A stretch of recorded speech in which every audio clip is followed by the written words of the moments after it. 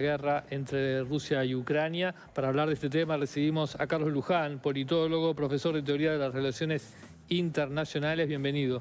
Muchas gracias. Bienvenido, Carlos. Bienvenido. ¿Podemos esperar que haya algún avance en el fin de la guerra a raíz de estas últimas jugadas? Mira, tú nombrabas el encuentro en Alaska. La primera cosa es los temas de la agenda en Alaska. Se ha dado poca relevancia, pero hubo conversaciones sobre los tratados de misiles intermedios, misiles nucleares intermedios. En la primera presidencia Donald Trump se fue del tratado, el año pasado se fue Rusia, en febrero está venciendo y esto está sobre la mesa y aparece como un avance a nivel global relevante. Y seguramente las conversaciones también están en temas nucleares sobre la no utilización de inteligencia artificial en los sistemas nucleares. Esto creo que pasó desapercibido, pero no es menor. Y yo te diría que en segundo lugar aparece el tema de Ucrania. Y ahí lo que yo destacaría es el corrimiento de Donald Trump de una posición de ser uno de los actores del conflicto que apoya en el marco de la OTAN a Ucrania hacia una posición de mediador, ¿sí? Entonces, como es muy común en términos de mediación entre partes, cuando estas están en una situación muy conflictiva, sean guerras o de otro tipo, el mediador se reúne con una de las partes y luego se reúne con otra de las partes para ambientar un encuentro, con su presencia o sin su presencia entre las partes. Entonces, el primer acto fue en Alaska con Putin, luego, como ustedes marcaban, tenemos ayer en la Casa Blanca con las otras partes. Sí, es llamativo que en el medio de la reunión hay una llamada con Putin, ¿sí? Lo cual también refuerza esta idea de que Donald Trump está mediando entre unos y otros, y estos anuncios de una primera reunión en la semana próxima, 2 semanas entre Zelensky y Putin, y una posible trilateral entre ambos. Eso en términos del proceso. Luego, en términos de los contenidos, creo que hay dos elementos centrales. El más importante es el tema de los territorios ucranianos que pueden ser cedidos a Rusia. Sí, o sea, por más que se hable de Crimea, Crimea ya está cerrado, sí, eso no hay duda. Los pedidos, lo que se habla es de los 4 oblasts, no solo todo el territorio que tiene en este momento, que es un 19% de Ucrania y alrededor del 80%, en algunos casos 96%, en otros 75% de cada de estos oblasts, sino el pedido de decir, bueno, todos estos territorios son parte de Rusia y es lo que debe ceder Ucrania. 24, 25% del total. A lo cual los militares ucranianos dijeron, bueno, fortificaciones que no han sido tomadas y que es parte de nuestra línea defensiva, también tenemos que entregarla. O sea, se les está exigiendo que retrocedan más de lo que han perdido en la guerra hasta el momento. Exactamente. Con la idea de que en Zaporizhia y en Gerson podría retirarse el ejército ruso y quedar como una zona desmilitarizada, no así en Donetsk y Lugansk, ¿te acuerdan de aquellas repúblicas que tuvieron una efímera vida luego de la invasión y que fueron incorporadas, donde sí habría plena presencia? Son territorios que son los que Rusia reclamaba desde el principio, que tienen una población, territorios de Ucrania, con población rusa de rusófona. Rusófona, que Rusia reclamaba desde el principio y que ahora están mayormente en poder de Rusia, ¿no? Exactamente. Es el primer punto. El segundo punto que apareció en los líderes europeos muchas veces es el tema de quién va a brindar la seguridad a Ucrania de que luego de un periodo de 1, 2, 3, 5 años no podremos estar envueltos nuevamente en una guerra de conquista. donde claramente la OTAN no parece ser la organización que lo haría. Ya había, ¿sí?, de parte de los acuerdos, a partir de los acuerdos de Minsk, ¿sí?, tanto Rusia, Alemania, Francia como Estados Unidos se comprometían a la seguridad. O sea, que este tipo de acuerdos ya hubo. Por eso toda esta cosa de decir, bueno, no hagamos un nuevo acuerdo, bueno, que no tenga la fuerza de el famoso artículo 5 de la OTAN, ¿sí? ¿Cómo va a ser? Y ahí aparece el tema de la posible presencia europea en Ucrania. Y esto marca, y por eso yo arranqué por el tema nuclear, que es un tema global, de que hoy esto es un tema regional. Esto es un tema de una guerra en Europa, donde Trump dice yo mediaré y que se hagan cargo los europeos, la coalición de los dispuestos, lo que fuera de avanzar en este punto. Esos son los dos grandes temas que estuvieron sobre la mesa. Hay también un tema ahí de Europa pide que esta negociación fina se haga con un alto el fuego y Trump dice, bueno, no sé si Putin lo va a aceptar. Fueron con la expectativa de que hubiera un alto en fuego y lo que Trump les planteó, nuevamente como una especie de portavoz de las partes, es vamos hacia un acuerdo de paz que llevará el tiempo que lleve. Ahora, creo que hay un tercer elemento que vale la pena conversar y que tiene que ver con los objetivos que Rusia se planteó inicialmente, y es el cambio de régimen en Ucrania, ¿sí? Ya circula como posibilidad incluso que a la reunión con Putin vaya el presidente de Ucrania, pero que quizás no sea Zelensky. Será, no será, eso es otra historia. Ustedes recordarán cuando hace un año y medio, casi dos, hubo la ofensiva ucraniana, ¿sí? El comandante en jefe de las Fuerzas Armadas ucranianas en determinado momento dijo la ofensiva fracasó, ¿sí? Fue apresurada, con mucho más miras hacia cómo convencemos a nuestros aliados de que pongan recursos que con los tiempos quizás de preparación militar para llegarla efectivamente. O sea, había una necesidad política de hacer la ofensiva ya porque se nos iban los tiempos, y comandante jefe fue sacado de su cargo, subió el actual y fue de embajador a Londres, ¿sí? Este general era un hombre muy popular entre las tropas en Ucrania, y lo que las tropas de alguna forma valoraban es que cuando se gana, se gana, y cuando se pierde en términos de batallas. No dijo la guerra está culminada, pero por el solo hecho de decir la ofensiva fracasó, fue sacado. Cosa que hoy nadie discute que esa ofensiva fracasó. Y este hombre, según lo que circula, podría ser el candidato a sustituirlo. Las elecciones en Ucrania deberían haber sido el año pasado. Entonces, podemos llegar a tener la paradoja de que Putin reclame, ¿sí?, que en Ucrania haya un proceso democrático, ¿sí?, de elecciones como deberían haber sido. Ya se ha planteado. El propio Trump, ¿se acuerdan cuando en su momento fue muy duro? Dijo, después de aquella trampa encerrona que le hace a Zelensky en la Casa Blanca, Zelensky no tiene cartas democráticas porque no fue electo. Entonces se podría dar la paradoja de que Putin plantee que para poder llegar a la paz debe haber un proceso democrático, que debe haber elecciones, y que en última instancia, a partir de las candidaturas, algunas proclives a continuar la guerra, otra a ceder territorios, a terminarla, sea el pueblo ucraniano el que decida si quiere ir a la paz, continuar en la guerra o ir a una paz con concesiones. Lo cual, insisto, sería como una gran paradoja que embretaría a los países europeos, decir, bueno, ¿qué hacemos frente a eso? Y que este hombre, el embajador este general, embajador en Londres, sería el candidato que diría, bueno, admitamos las cosas, la realidad. Los expertos hoy se dividen entre los que dicen de que Rusia ha ganado la guerra y los que no dicen nada, ¿sí?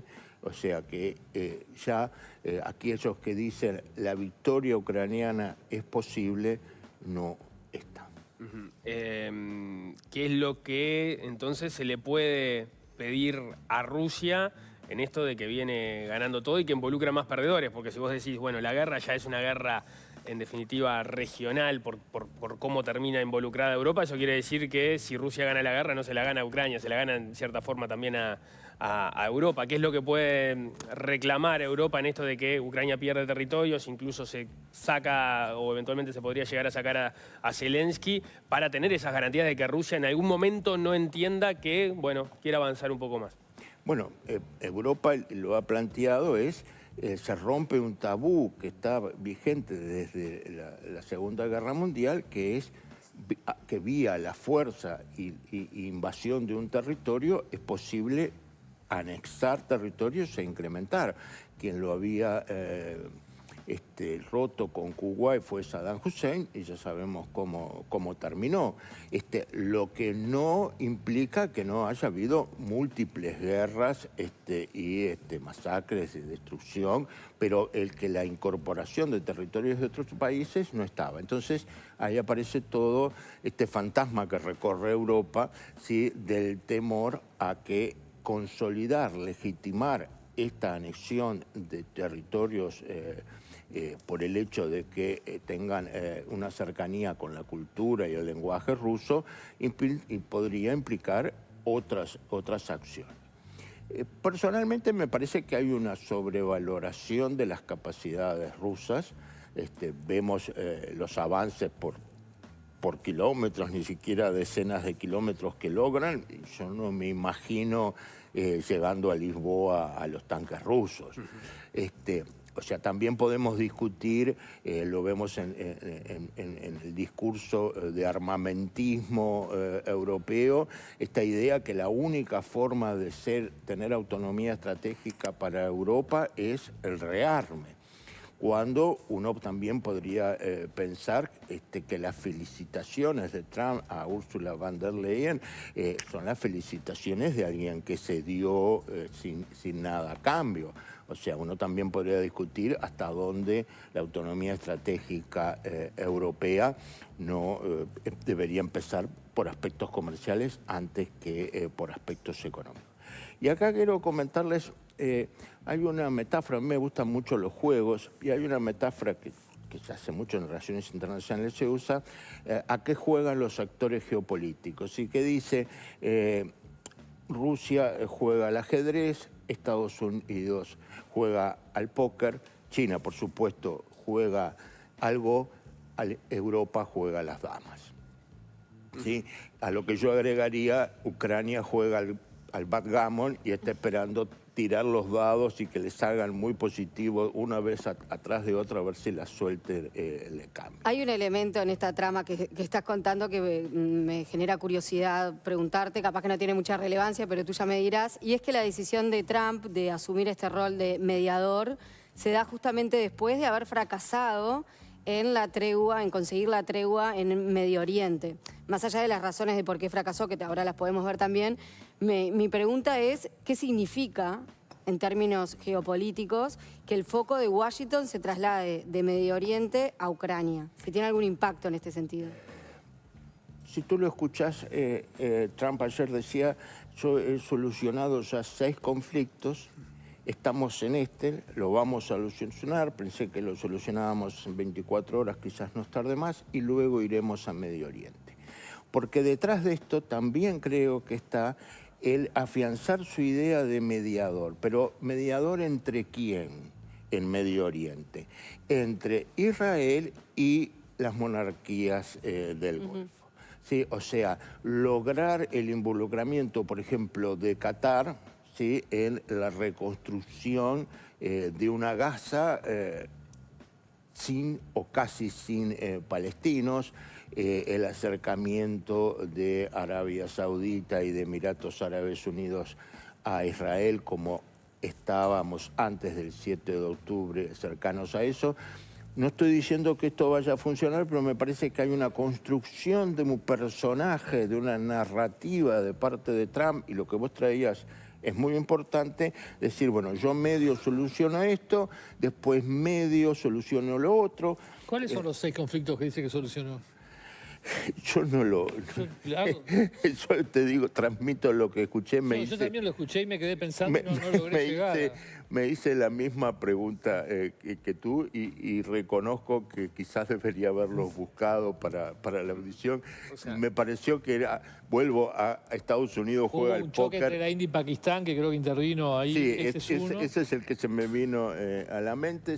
Creo que hacía referencia... Bajar las tensiones con Irán en su momento.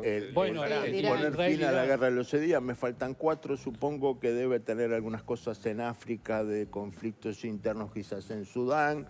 No dudo que esta idea, por ejemplo, de llevar los gazatíes a Sudán del Sur pueda tener que ver. Reconozco, lo mismo, no hice los deberes. Pero lo que pasa es que creo que era difícil encontrarlo. Puede chequear, ¿no? Era difícil. Pero el Medio Oriente fracasó, o sea, no tuvo buena nota ahí. En estas lindas y grandes mediaciones que Donald Trump hace, él nunca fracasa. Esa es la construcción. O sea, lo que querés decir es que él pretende volver con el mérito de haber triunfado en Ucrania. O sea, lo que él quiere, y hay quienes dicen está en carrera hacia el Premio Nobel de la Paz, pero bueno, está un poco devaluado seguramente para que esto sea así, es...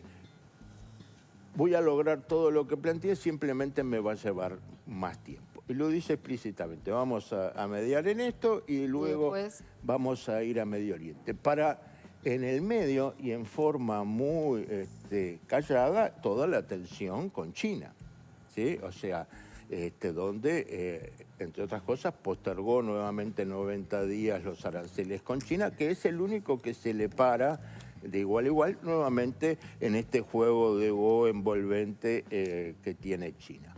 Vamos a ver si los aranceles a India del 50% y a Brasil son una jugada que se mantiene. No parece geopolíticamente muy razonable, porque eso lo que hace es acercar a Brasil e India hacia el eje centrado en China y consolidar los BRICS.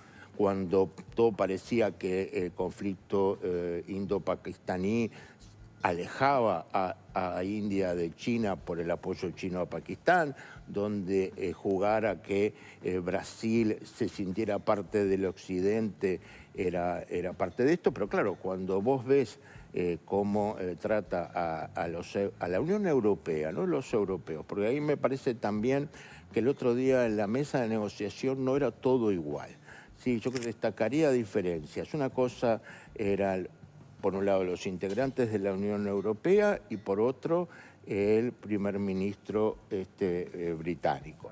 Y a su vez, dentro de los presidentes de la Unión Europea, Francia no es lo mismo que Alemania, Meloni, por sus orientaciones políticas más cercanas a la internacional reaccionaria, tampoco, y después la presencia llamativa del primer ministro de Finlandia, un aliado claro de Donald Trump. Bueno, pero eso no fue una muestra de fuerza de Europa lograr ir todos juntos. Que estuviera Meloni, que estuviera... Bueno, Finlandia es un enemigo de Rusia histórico, digamos, claro. Y estaba ahí, digamos. Ahora, ¿quién eligió los que iban?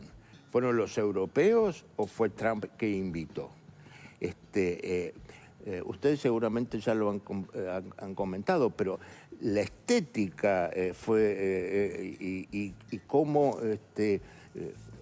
cosas llamativas. No voy a hablar del traje de Zelensky que ya está gastado, pero si ustedes recuerdan, hablan todos los presidentes después de Trump. Es Trump el que va repartiendo la palabra.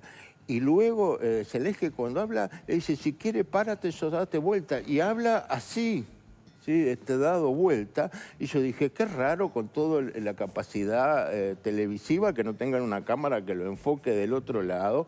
Lo mismo hacen el de la OTAN, lo mismo hace la bandera. Y cuando al final cierra el primer ministro de Finlandia, lo enfocan de frente. ¿Sí? O sea, había una cámara, o sea, para los amigos todos, ¿sí? Para los adversarios, nada. El punto es que esos adversarios son sus aliados. Entonces vuelvo a referir, ni adversarios ni aliados, son otros y él toma distancia.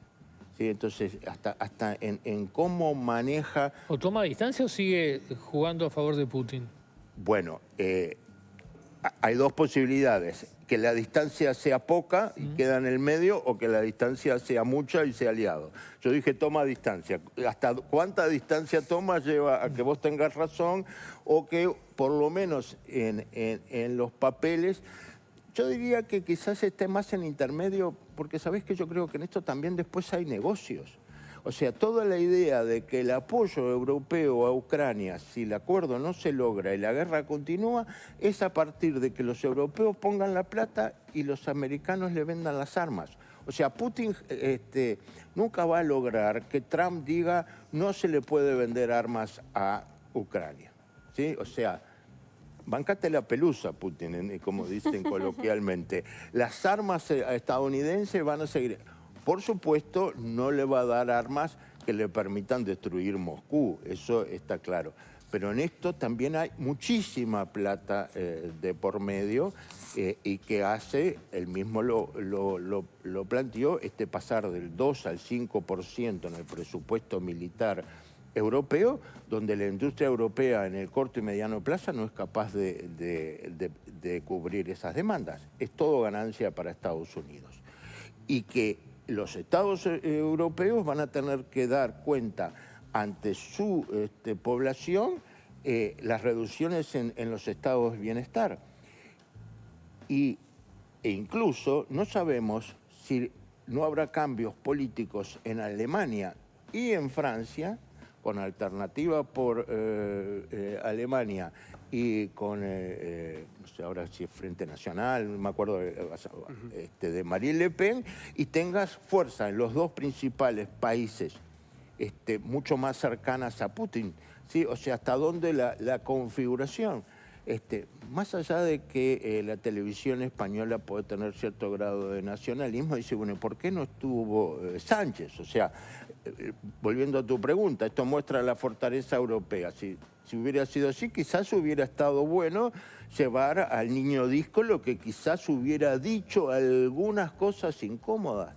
No hubo una cosa incómoda para que los laderos que tenía Vance, el secretario de Estado, todos tuvieran que saltar. O sea, estaban ahí prontos como agazapados para que cualquier cosa intervenir y no hubo una frase incómoda. Algunos le daban un poquito más duro a Rusia, pero nadie decía Estados Unidos no ha hecho todo lo suficiente, sino más bien eran loas.